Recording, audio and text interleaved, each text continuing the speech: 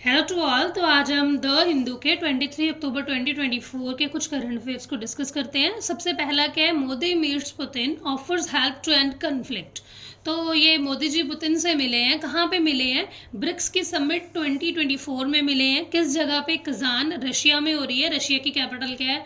Moscow है। तो थोड़ा ब्रिक्स के बारे में देख लेते हैं। पहले 2006 में Brazil, Russia, India and China, चारों कंट्रीज एक यूएन मीटिंग में मिली थी। इनके फॉरेन मिनिस्टर्स मिले थे आपस में। फिर क्या हुआ, 2009 में इन लोगों ने मिलकर अपनी एक फर्स्ट मीटिंग रखी और अपनी जो ये इन्होंने ग्रुप बनाया था इसको ब्रिक का नाम दिया, BRIC। फिर 2010 में साउथ अफ्रीका को भी यहाँ पे इन्वाइट किया गया और साउथ अफ्रीका भी इनमें शामिल हो गया, तो इसका नाम अब ब्रिक्स में कन्वर्ट हो गया। उसके बाद 2023 में भी 6 और कंट्रीज को यहाँ पे इन्वाइट किया, जिसमें अर्जेंटीना ने क्या डिनाई कर दिया था और ओनली क्या है बाकी की कंट्रीज जो रह गई थी उसमें क्या 4 कंट्रीज ने तो इनको ज्वाइन कर लिया है 24 अप टू 2024।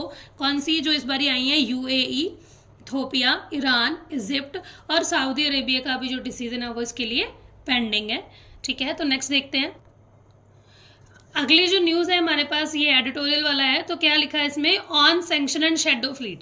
मतलब ऑन सैंक्शन मतलब पाबंदी लगाना। पाबंदी किस पे लगी हुई है? रशिया पे लगी हुई है। रशिया और यूक्रेन वॉर जो उस टाइम पे हो रही थी उसके कारण क्या रशिया पे कुछ सैंक्शंस लगे हुए हैं, पर उसके ड्यूरिंग भी क्या है रशिया के shadow fleets time to time अपना जा रहे हैं। तो शेडो फ्लीट है क्या? एक्चुअली शेडो फ्लीट वो वेसल्स हैं जिनके थ्रू क्या है रशिया क्या करता है अपना ऑयल या ऑयल प्रोडक्ट दूसरी कंट्रीज को भेजता है। तो जैसे आप अगर प्रॉपर डेफिनेशन देखना चाहो तो shadow fleet are vessels that lack proper international insurance, usually 15 plus years old, that belong to the companies not from EU or G7 countries. Russia uses them to sell its oil and oil product and circumvent section. Okay जी, तो next हमें क्या है इसमें सबसे important यही था कि अभी जो है कि इसके शेडो फ्लूइड्स अभी भी टाइम टू टाइम जा रहे हैं, लेकिन बाकी कंट्रीज ने जबकि इसके ऊपर सैंक्शन लगा दिया था। तो इंडिया के लिए ये क्वेश्चन आगे सामने आता है कि अगर इंडिया उनसे ऑयल नहीं खरीद रहा तो कौन सी कंट्रीज खरीद रही है। इस न्यूज़ में आपको यही पढ़ने को मिलेगा, आप अच्छे से पढ़ लेना। थर्ड हमारे पास क्या है, FDA ने अप्रूवल कर दिया है। किसको अप्रूवल किया?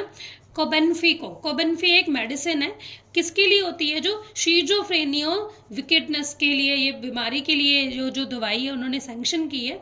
अब एक्चुअली इस बीमारी में होता क्या है, पहले FDA देख लेते हैं। क्या FDA क्या USA में है, फेडरल ड्रग एडमिनिस्ट्रेशन है USA की। तो शीजोफ्रेनिया जो डिजीज़ है एक मेंटल डिजीज़ होती है। इसमें हम क्या एक्चुअली में रियल और हेलुसिनेशंस में आपस में डिफरेंस नहीं कर पाते, और इस बीमारी के होने का कारण क्या होता है? इसका रीज़न है डोपामाइन जो लेवल है वो इंक्रीज़ हो जाता है हमारी बॉडी का। और डोपामाइन लेवल एक्चुअली इंक्रीज होने का मतलब क्या है? इससे क्या होगा, हमें जैसे एनर्जाइजेशन की, लैक ऑफ एनर्जाइजेशन एंड ऑल की फीलिंग्स में फील होने लग जाती है। It causes the problem with impulse control and aggression, ऐसी कुछ प्रॉब्लम्स भी आ जाती है। याद रखने के लिए इसमें यही है कि FDA क्या है? USA की फेडरल ड्रग एडमिनिस्ट्रेशन है, और ये कोबेन्फी जो मेडिसिन उन्होंने अप्रूव की है किस बीमारी के लिए की है? शीजोफ्रेनियस के लिए इन्होंने ये जो दवाई है वो अप्रूव की है। नेक्स्ट हमारे पास आता है India and Singapore to explore joint development production of equipment for armed forces. इनकी आर्म्ड फोर्सेस की जो प्रैक्टिसेस हैं वो साथ में चल रही हैं। इनके आपस में रिलेशन और भी चीज़ों पे अच्छे हो रहे हैं। जैसे हमारे रिलेशन अगर सिंगापुर से अच्छे हैं तो एशियन के साथ हमारे रिलेशन अपने आप ऑटोमेटिकली अच्छे हो जाते हैं। एशियन है क्या? Association of south east Asian Nations की एक मतलब ग्रुप है, इसमें 10 कंट्रीज इंक्लूडेड है। हमारे सिंगापुर से रिलेशन 1965 से ही क्या अच्छे रहे। 1965 में एक्चुअली में हुआ क्या था, सिंगापुर पूरी तरह से इंडिपेंडेंट रिपब्लिक बन गया था 9 अगस्त 1965 को।